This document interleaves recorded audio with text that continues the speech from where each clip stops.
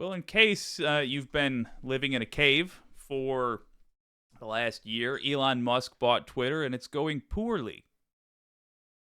Let's have a very quick look at what one of Twitter's co-founders has to say about the way his takeover's gone.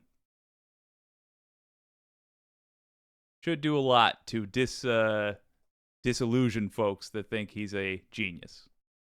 When Elon burst onto the scene, were you both just like, what? Yeah, it was surprising. I mean, I'm trying to remember the first bursting on, or if I was even aware of it. Were you? The idea that he was going to buy the company, to me, initially seemed like, oh, he's not going to be really serious about this. It's going to be like the way you sort of, put in a reservation on like a fancy sports car.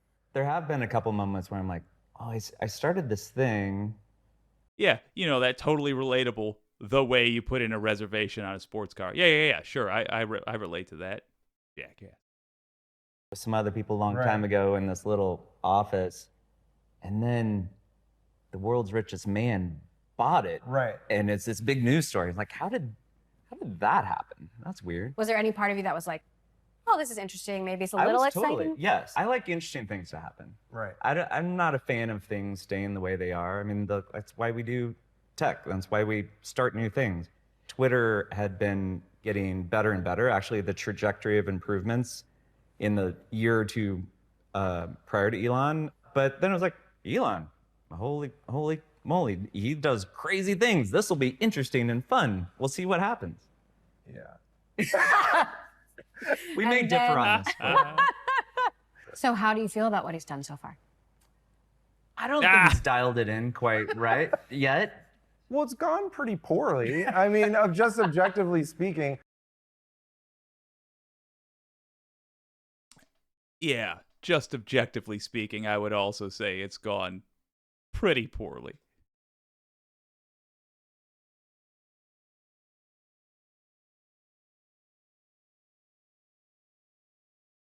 So the idea there just being, oh my God, don't think that these billionaires do anything that is worth $1 billion.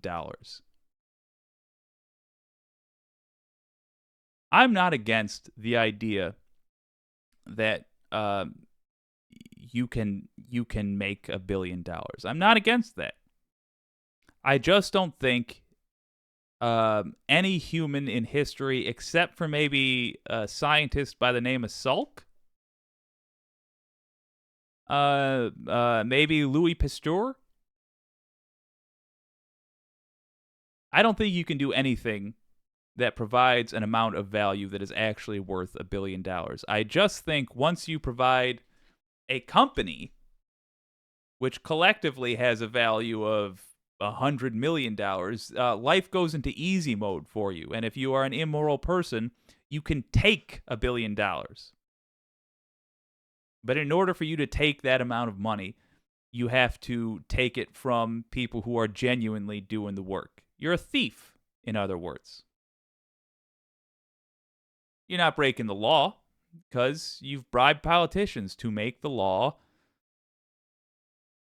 permit this thievery, but it's still thievery on a moral scale. So when people talk about Musk like he's a brilliant person who's doing work worthy of the billions he has, no, he is not. He is not. Case in point, he bought Twitter for $40 billion because he was having a post-divorce crisis, whoopsie daisy, and it's currently worth $15 billion. He lost a hell of a lot of money. He lost $25 billion worth of value just by being a jackass. He is not worth that much money. And if you think somebody should be able to be worth $40 billion or whatever the hell Elon Musk was worth, well, guess what? Elon Musk is not. So our system does not work in a way that makes sure that much influence, that much power goes to the right folks. And if he had it, that means all that influence, all that power should have been divided up amongst a bunch of other folks.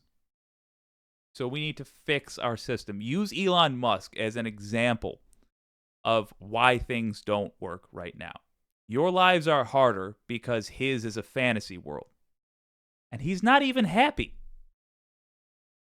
He's desperate for internet friends. That's where he is.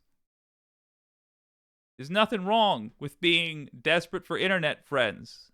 If you're trying to meet people, you're trying to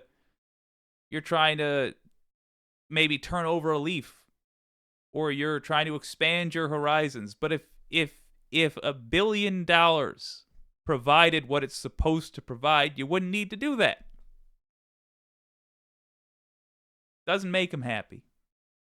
It's wasted. Doesn't make him happier than having 500 million would. It just gives him the ability to decide that Twitter is going to be a terrorist factory now. Because I'm bummed out that Grimes doesn't love me anymore.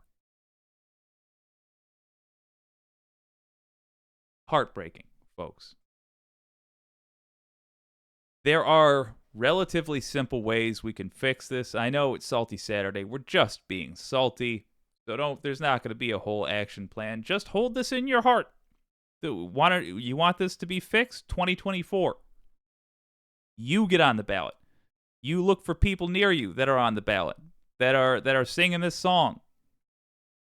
We can knock up the top tax rate back to the way we used to.